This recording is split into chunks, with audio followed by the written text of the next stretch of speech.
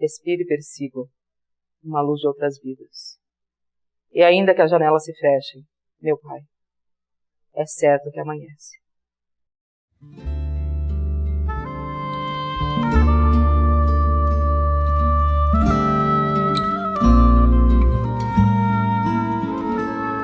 Ciclódia desprezou Catulo e teve Rufos, Quíntios, Gélios, Inácios e Ravidos.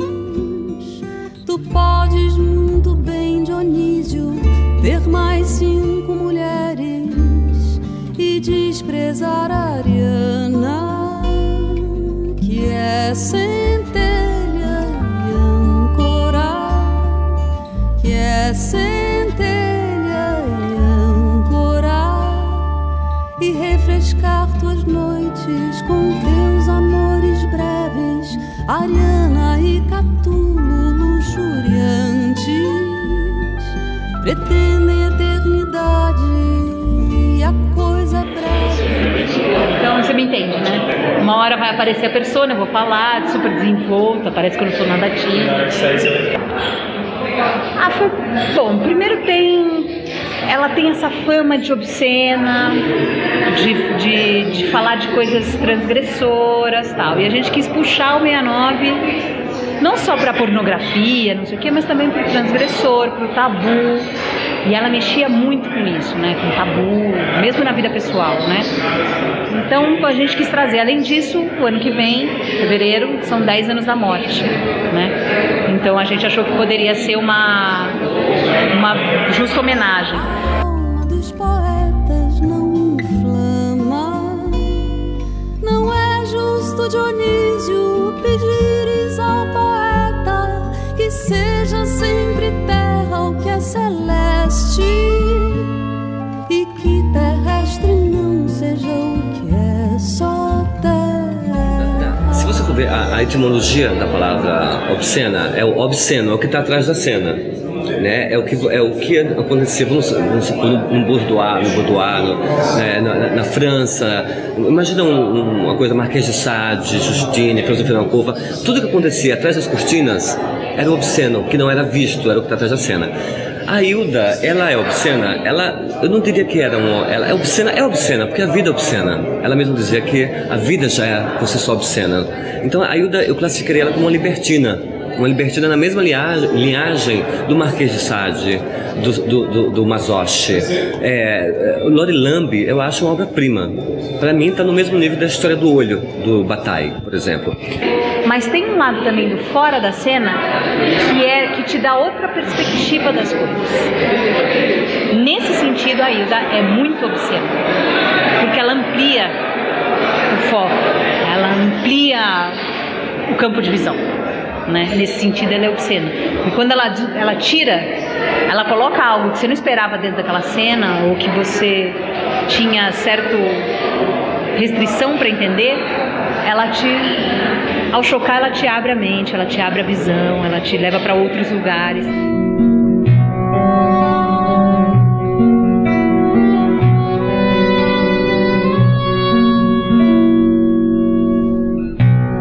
Tenho meditado e sofrido, e nada com esse corpo seu, aquático jazido, pensando que se a mim não deram esplêndida beleza, deram-me a garganta ensandecida, palavra de ouro, a canção encantada, o som maravilhoso de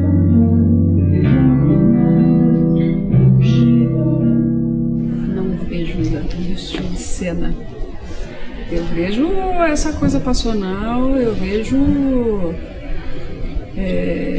madura, eu vejo verdadeiro, eu vejo profundo, eu vejo... É isso, é amor puro, é desejo puro, mas não acho obsceno, acho bonito. Acho bastante transgressor, porque não é muito usual você ter uma mulher fazendo poemas com essa força, com essa intensidade, que eram cartas de amor mesmo, né? É sabido que eram cartas mesmo, direcionadas até dela, assim, né? E usando esses elementos, mas com essa carga de força. Eu não coloco a palavra obscena da maneira como a gente está acostumado a lidar assim com o que é obsceno, né, interpretar a coisa dessa maneira, porque eu realmente acho genuíno, verdadeiro, assim, essa postura dela, muito transgressor mesmo, muito à frente, muito ousado, mas acho maravilhoso. E te assustas no meu canto, prendo-me a mim, pra existir exata apenas tu. Dionísio é que recusas, ainda sustentas suas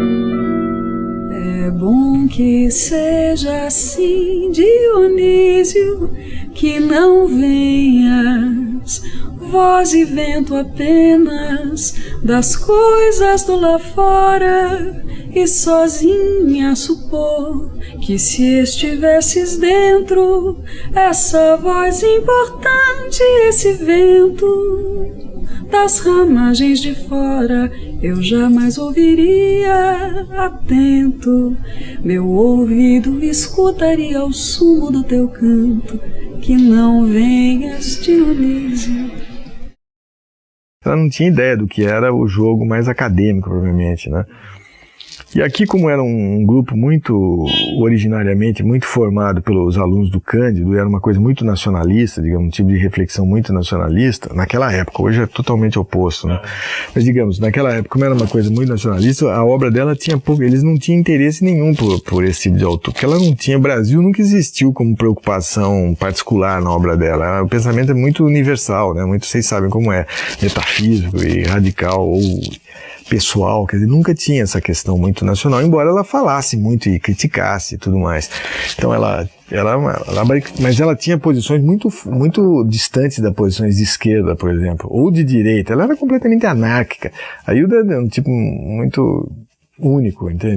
Então a Obscena Senhora D, me parece que ela é obscena nesse duplo sentido. De um lado, ela tem uma recusa de todas as cumplicidades do mundo, você viu? Ela não fala com os vizinhos, ela, inclusive, o lugar dela, nem com o marido que ela ama, ela percebe que não há uma satisfação, quer dizer, o amor não se cumpre entre eles, embora o amor seja absolutamente sincero, ele seja absolutamente dedicado a ela e ela o ame, ela percebe que não é no amor entre eles que existe a resposta, quer dizer, não há nunca uma reciprocidade completa, assim, há sempre uma falta que é cada vez mais constante.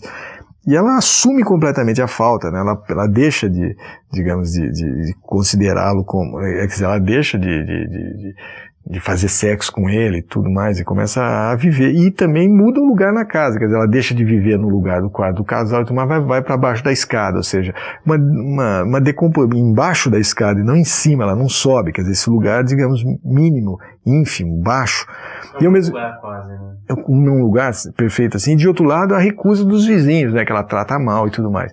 Então essa é a circunstância, digamos, que eu diria assim, de recusa do pacto da vida social. A Ilé é um alter ego, quer dizer, a Hilda ela está praticamente em todas as obras.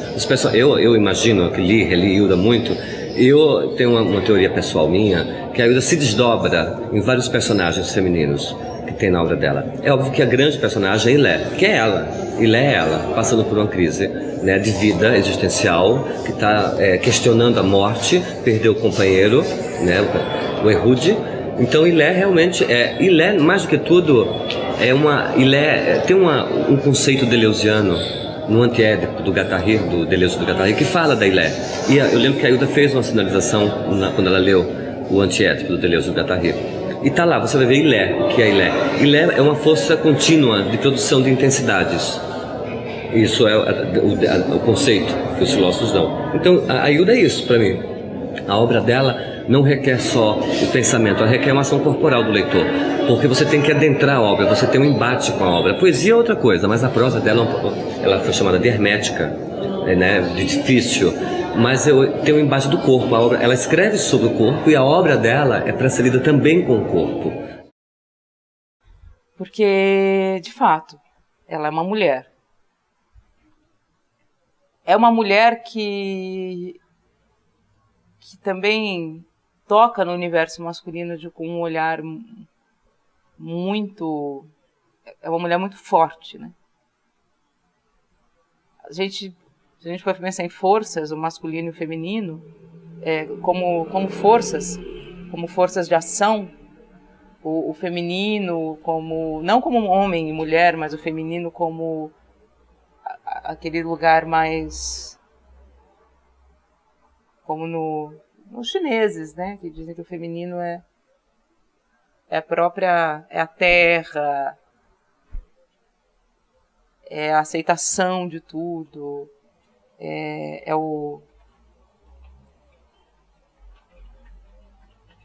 não é uma energia que se impõe, é uma energia que está. A Hilda, ela tinha uma força e uma força de ação que está muito ligada ao masculino também. Eu me encontrei com a Hilda em outros textos, né?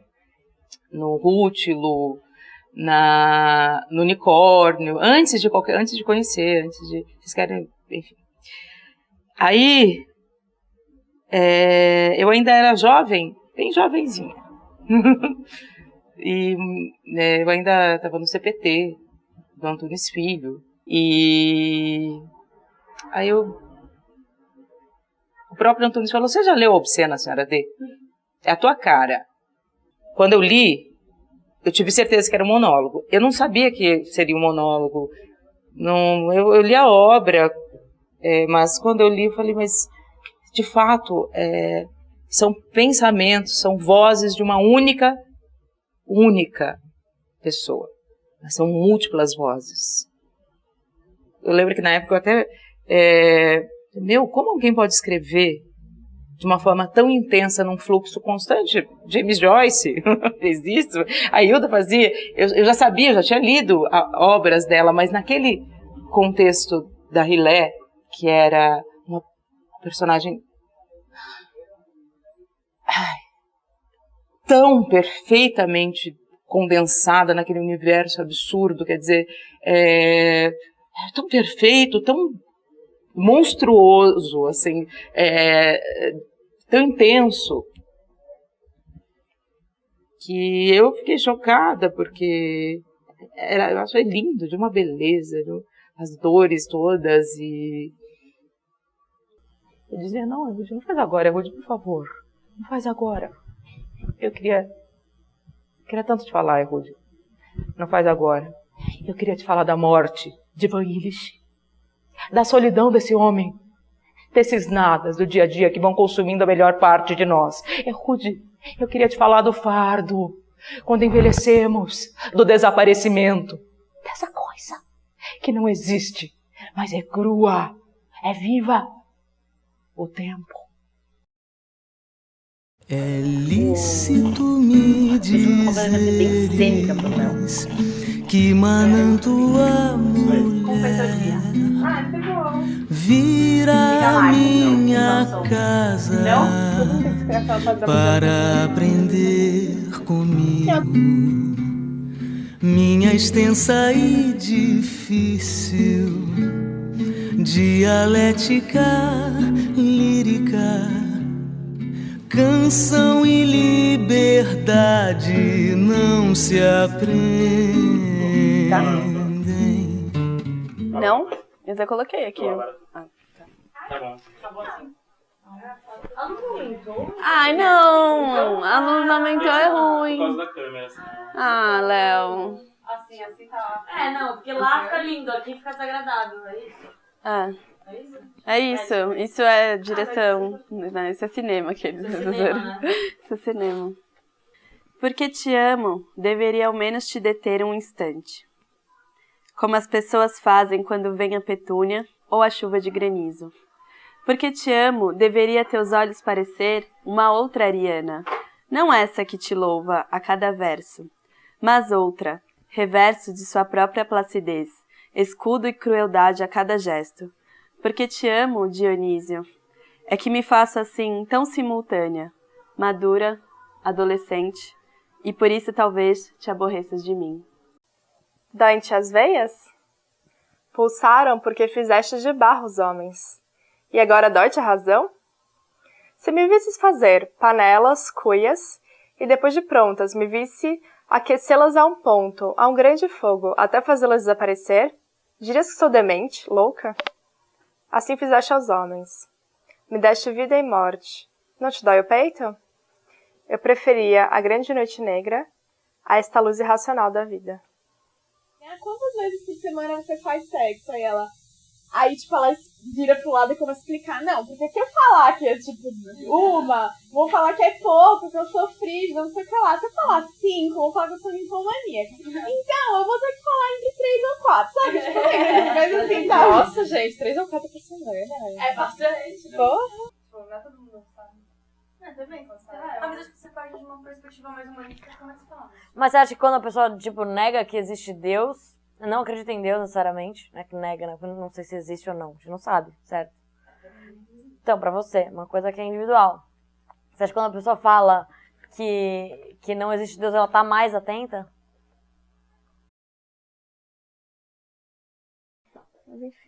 Tá bom, vai, gente. Então tá, vou ler o começo da Obscena Senhora D.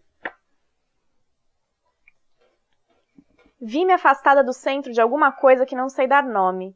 Nem por isso irei à sacristia. Teófaga, incestuosa, isso não. Eu e Lê, também chamada por Eude, a Senhora D. Eu nada, eu nome de ninguém. Eu à procura da luz numa cegueira silenciosa. 60 anos à procura do sentido das coisas.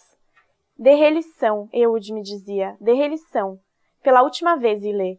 Derrelição quer dizer desamparo, abandono. E por que me perguntas a cada dia e não retens? Daqui por diante te chama a Senhora D. D de derrelição, ouviu? Desamparo, abandono. Desde sempre a alma em vaziez. Buscava nomes, tateava cantos, vincos, acariciava dobras. Quem sabe se nos frisos, nos fios, nas torçuras, no fundo das calças, nos nós, nos visíveis cotidianos, no ínfimo absurdo. Nos mínimos. Um dia a luz, o entender de nós todos, o destino. Um dia eu vou compreender, Eude. Compreender o quê? Isso de vida e morte. Esses porquês.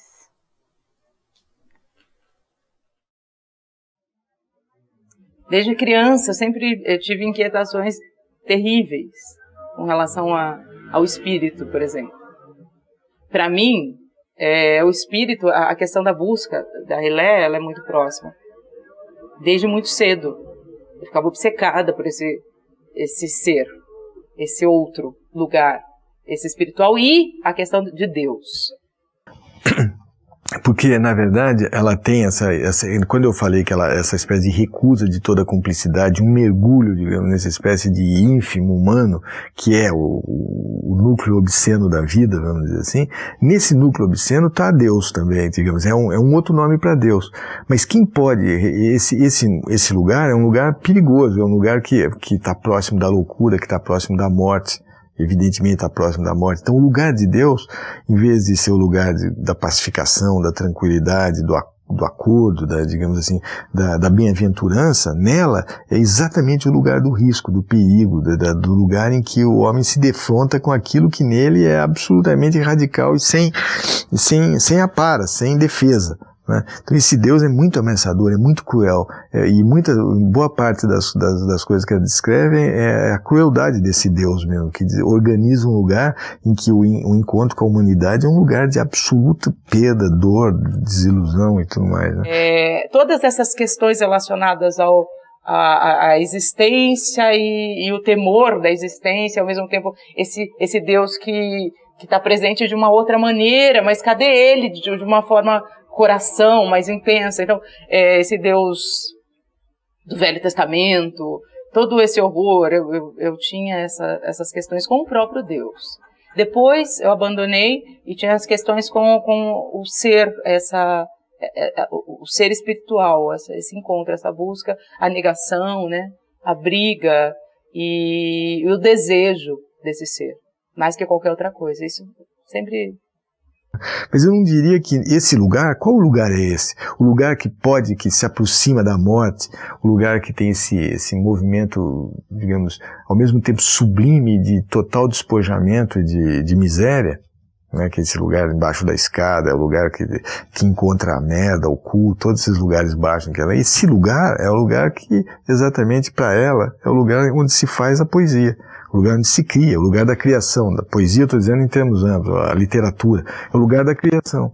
Então eu acho que Deus é, digamos assim, um movimento de organização da poesia, né? Ela não é um lugar independente, né?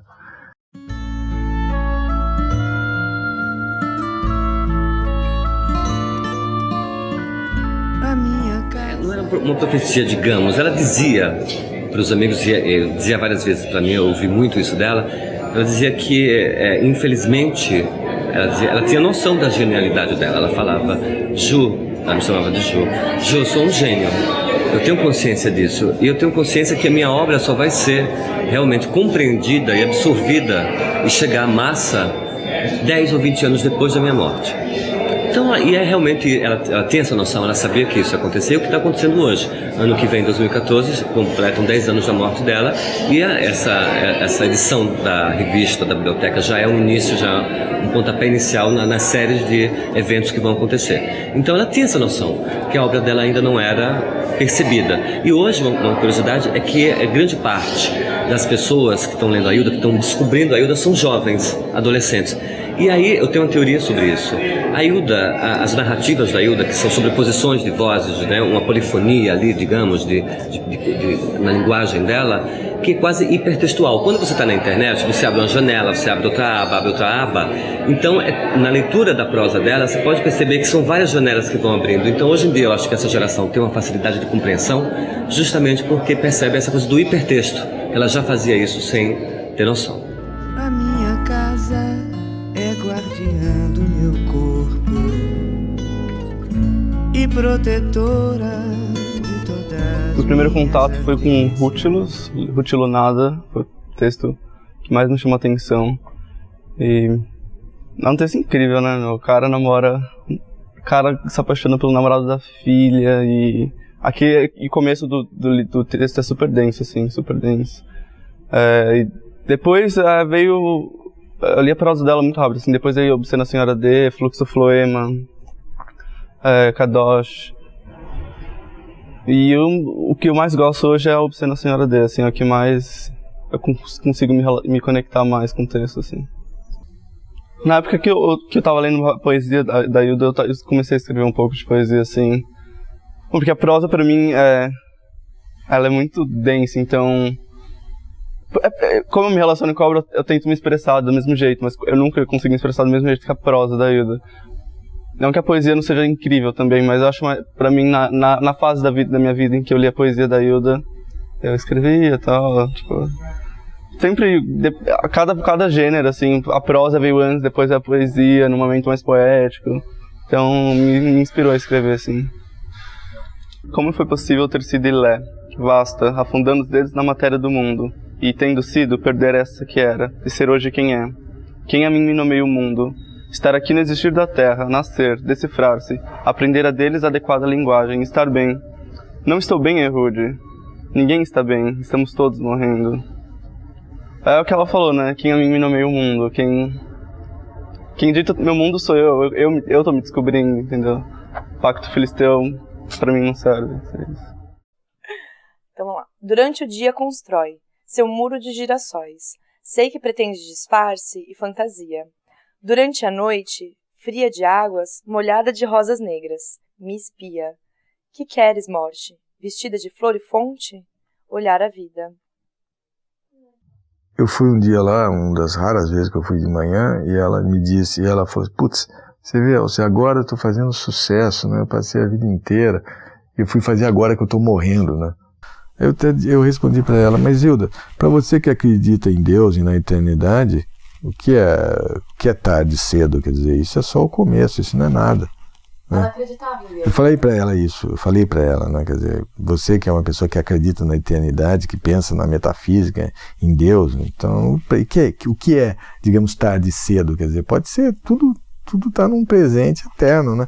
Ela falou, ela virou para mim com uma cara assim muito assim empenhada, assim, me olhou assim com o olho assim profundíssimo e me disse: "Mas eu acredito em Deus", ela falou para mim. Como se eu fosse, mas Alcira, eu acredito em Deus. Ela perguntou para mim assim com uma coisa, assim, uma convicção, sabe? Esperando que eu fosse de alguma coisa respondesse se aquilo estava respondido na obra dela. E ela tinha muito isso, de esperar que a obra tinha dito mais do que ela sabia.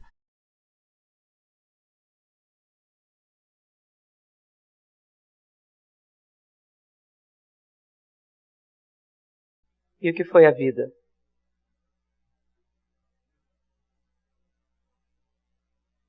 Uma aventura obscena,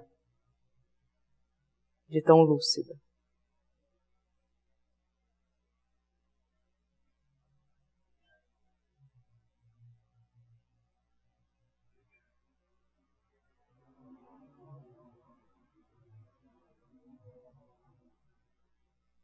É bom que seja assim, Dionísio, que não venhas. É bom que seja assim, Dionísio, que não venhas. Voz e vento apenas das coisas do lá fora,